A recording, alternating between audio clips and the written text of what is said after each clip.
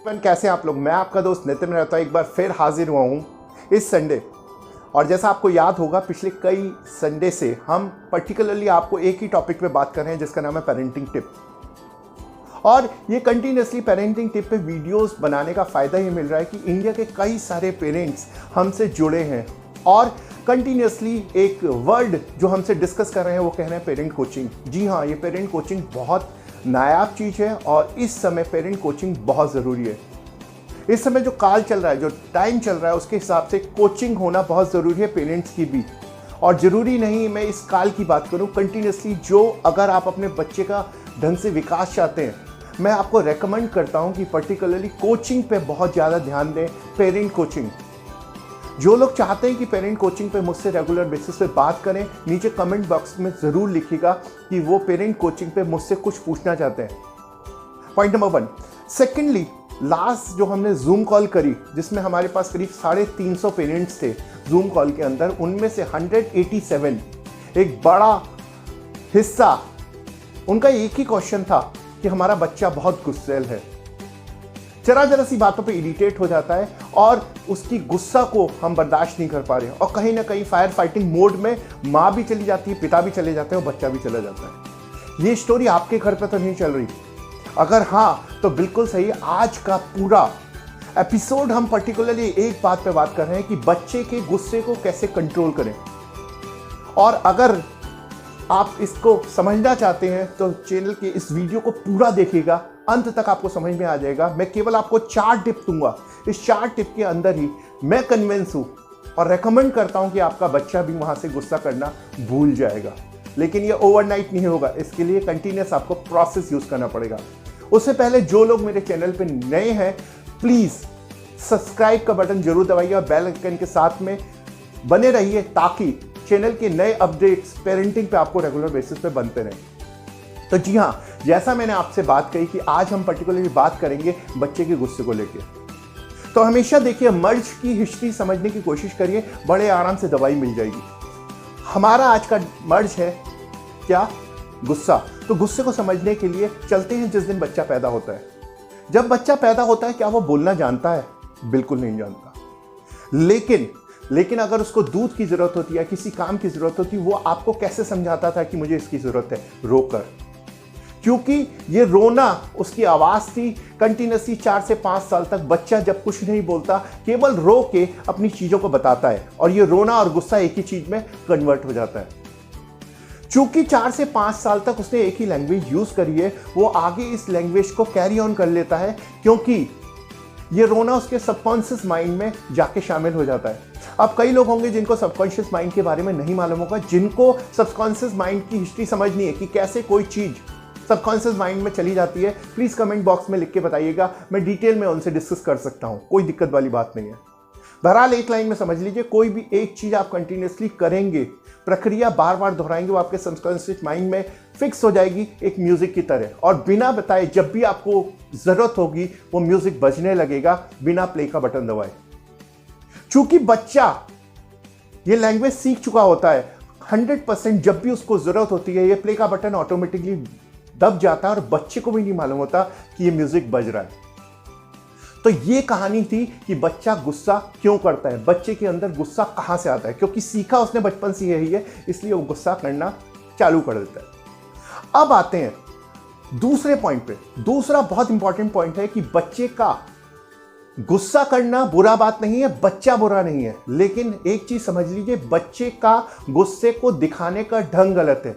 Ultimately उसको किसी चीज की जरूरत है, तभी वो आपसे इस चीज की डिमांड कर रहा है। वो क्या चाहता है कि आपका अटेंशन 100% बच्चे का पर्टिकुलरली एक चीज पे आ जाए, माँ बाप का बच्चे के ऊपर आ जाए, इसलिए वो गुस्से का प्ले बटन यूज करते हैं। तो बच्चा बुरा नहीं है, बच्चे को बुरा करने की जरूरत नहीं है। यहाँ पे बच्चे के गुस्से को दिखाने के तरीके का यहाँ पे विरोध करने की जरूरत है। चलिए, कुल 4 टिप। और सबसे पहली टिप जो मैं आपसे कहना चाहूंगा, सबसे पहली टिप है, जब भी बच्चे को गुस्सा आए, आप गुस्से के टाइम पे बच्चे से बात करते हैं, एक दूसरे से बात तेज तेज चालू हो जाती है, आप उसी समय जब आप देख लें कि बच्चे का प्ले का बटन यानी गुस्से का बटन दब रहा है, तुरंत वहां से अवॉइड करिए उस सिचुएशन को और वहां से निकालिए। इसको कहते हैं अवॉइड अटेंशन। आप कुछ भी एक छोटी सी चीज़ बोलिए, मैं 5 मिनट बाद बात करती हूँ, या मैं पापा से पूछ करके बताती हूँ, या अभी मैं ये ज़रूरी काम कर रहा हूँ, मैं आपको 5 मिनट में जवाब दूँ तो कैसा रहेगा? क्या होगा इस 5 मिनट के अंदर? बच्चे की जितनी भी एंजाइटी लेवल होगी या बच्चे का जो भी गुस्सा होगा वो कहीं और डाइवर्ट हो जाएगा। जब ये 5 मिनट का ब्रेक ले लेंगे तो बच्चे को भी कहीं ना कहीं 5 मिनट रिलैक्स मोड में जाएगा और वो शांत होकर चुपचाप बैठ जाएगा। अब ये 5 मिनट का जैसे आप ब्रेक लेते हैं, वापस आने के बाद टिप नंबर 2, जादू की झप्पी। बहुत बेहतरीन टिप है, रेगुलर यूज करते हैं और मेरे हिसाब से आज की डेट में 99% बच्चे केवल एक चीज से सही हो सकते हैं, जिसका नाम है जादू की झप्पी। अब ये जादू की झप्पी का साइंटिफिक कॉज क्या है कि जब हम बच्चे की पीठ पर यानी स्पाइनल कॉर्ड पे हाथ रब करते हैं तो एक हार्मोन डेवलप होता है सेटिस्फैक्शन का, खुशी का। बच्चा सेटिस्फाइड हो जाता है और अपना रोना भूल जाता है। तो सबसे पहले आप अवॉइड अटेंशन करिए, वहां से हट जाइए 5 मिनट के लिए। दूसरी बार आके उसको आप जादू की झप्पी दीजिए और 2 से 3 मिनट तक उसकी पीठ पे हाथ रब करते रहिए, प्यार से सहलाते रहिए और माइंड के पीछे वाले हिस्से में जरूर करिएगा। इससे क्या होगा, बच्चा अपने आप सेटिस्फाइड होकर रोना बंद कर देगा, चीखना बंद कर देगा, चिल्लाना बंद करेगा और शांति से अपनी बात आपके सामने रखना चालू कर देगा। चलिए अब तीसरी कंडीशन में आते हैं। अब बच्चा जैसे ही आपके साथ रोना, चीखना, चिल्लाना चालू कर रहा है, गुस्सा चालू करता है, आप भी गुस्सा होते हैं, ये स्टेप 1 होता है। फिर आप अपनी वॉइस रेस करते हैं, वो रेस करता है। फिर तीसरे लेवल पे और रेस होती है, वो भी रेस करता है। और चौथी लेवल पे आप उसको कोई ना कोई इमोशनल पनिशमेंट या फिजिकल पनिशमेंट देते हैं, जिसके अंदर आमतौर पे पेरेंट्स बच्चों से कह देते हैं तू पैदा ही क्यों हुआ, होता नहीं तो ज़्यादा अच्छा होता। और इवन बच्चे भी आज की डेट में ये कहने लगे अपनी माँ से कि मुझे पैदा ही क्यों किया था। लेवल देखिए कहाँ तक चीज़ें पहुँच चुकी हैं। तो I would highly recommend one thing that in that case, जब भी आपकी ऐसी चीज़ें हों, बच्चे से कोई भी फिजिकल या इमोशनल पनिशमेंट देने की कोई भी ज़रूरत नहीं है। एक बात समझ लीजिए, जो भी आप फिजिकल या इमोशनल पनिशमेंट देते हैं, एक स्टडी के हिसाब से, और कई पेरेंट्स जिनके मैंने उनके बचपन की स्टडी करी, तो मुझे पता लगा कि 25 से 30 साल पहले, आज 40 साल का पेरेंट बता रहा है कि 25 से 30 साल पहले मेरे पापा ने मुझे बैडमिंटन से मारा था। और आज भी जब मैं गहरी नींद में सोता हूँ तो वह बैडमिंटन की छाप मेरे पीठ पे आती है। आप समझिए किस लेवल का अत्याचार और ये पनिशमेंट किस लेवल पे जाके बच्चे के माइंड में बैठ जाता है। मैं हमेशा आप लोगों से कहूंगा, कभी भी बच्चे को इमोशनल या फिजिकल पनिशमेंट देने की जरूरत बिल्कुल नहीं है। आप सोच रहे हैं आज आप बहुत अच्छा कर रहे हैं, शॉर्ट टर्म हो सकता है, 1 घंटा 2 घंटा 3 दिन 4 दिन ये काम भी करे, लेकिन आगे काम नहीं करेगा। तो आज के बाद जब भी ऐसी कंडीशन आए, जब बच्चा आपका चीख रहा हो, चिल्ला रहा हो, पनिशमेंट ना देके पॉजिटिवली एक गेम खेल लिया आपस में। ये गेम पहले से सिखाइए उसको कि जब मुझे गुस्सा आता है मैं 10 से वापस की काउंटिंग करती हूं। अगर गुस्सा कम है तो 10 चलेगा, गुस्सा ज्यादा है तो 20 चलेगा, और गुस्सा है तो 30 चलेगा। और बच्चे को ये सिखा दीजिए, जब भी आज के बाद गुस्सा आए तो वापस से 10 से 1 के बीच में गिनो। जब माइंड को 10 से 1 के बीच में वापस गिनने को कहा जाता है, माइंड तुरंत गुस्से की बात को छोड़ के डाइवर्ट होके वो गिनने पर लग जाता है और बच्चे का गुस्सा अपने आप शांत हो जाता है। तो reverse counting point number 1। Second चीज बहुत इंपॉर्टेंट करनी है, हमें बच्चे को डीप ब्रीदिंग सिखानी है। और डीप ब्रीदिंग के लिए हमें उसको डीप ब्रीदिंग इस ढंग से सिखानी है कि वो पूरे फेफड़ों की सांस पेट तक ले जाए। जो वो इतनी डीप ब्रीथ करेगा, 4 बार करेगा, 5 बार करेगा, गुस्सा अपने आप शांत हो जाएगा, क्योंकि माइंड के अंदर ब्लड इंक्रीज होगा। वो बड़े आराम से अपनी चीजों को बोल सकता है। थर्ड चीज, अगर आप कर सकें तो 7 चक्रास का एक योगा है।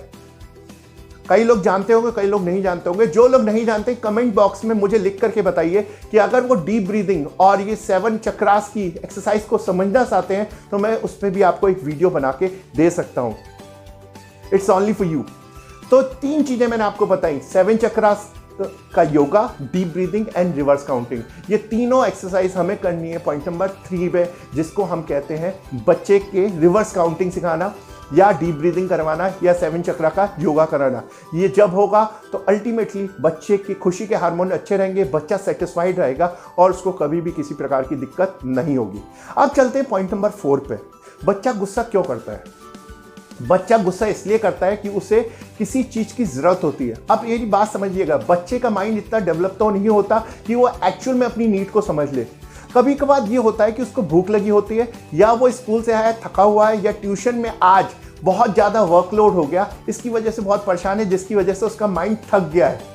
चूंकि उसका माइंड थक गया है, या पेट भूखा है, या उसको सोने को नहीं मिला, उसकी बॉडी उसको नींद मांग रही है, इन तीनों चीज़ों को वो तो नहीं पहचान पाता। लेकिन जब ये नहीं पहचान पाता वो इरिटेट होता है, उसका फ्रस्ट्रेशन निकलता है। फ्रस्ट्रेशन किस तरीके से निकलता है? वो चीखने लगता है, वो चिल्लाने लगता है। तो बीइंग एज पेरेंट आपको ये समझना पड़ेगा क्या बच्चा भूखा तो नहीं है। जब आपने उसको जादू की झप्पी दे दी तो 2 मिनट 3 मिनट बाद तुरंत बोलिए आओ कुछ खाते हैं।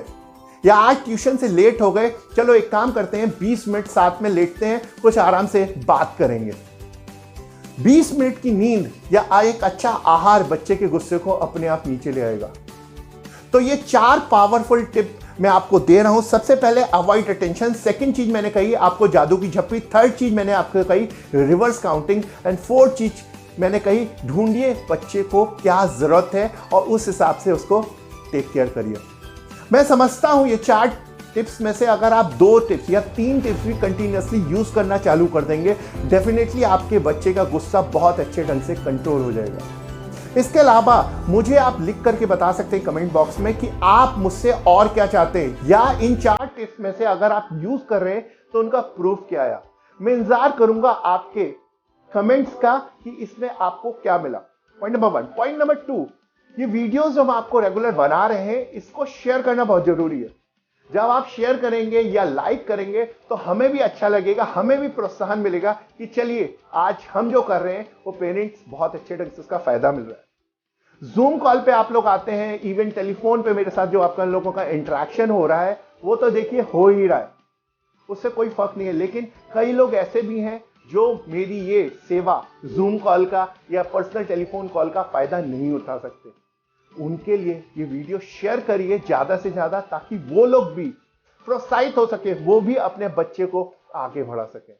चलता हूं इस ब्यूटीफुल वीडियो के साथ, एक बार फिर आऊंगा एक नई पेरेंटिंग टिप्स के साथ में नेक्स्ट संडे को। तब तक के लिए bye bye, thank you. Bell icon जरूर प्रेस कीजिएगा। मैं आपका दोस्त नितिन मेहरोत्रा।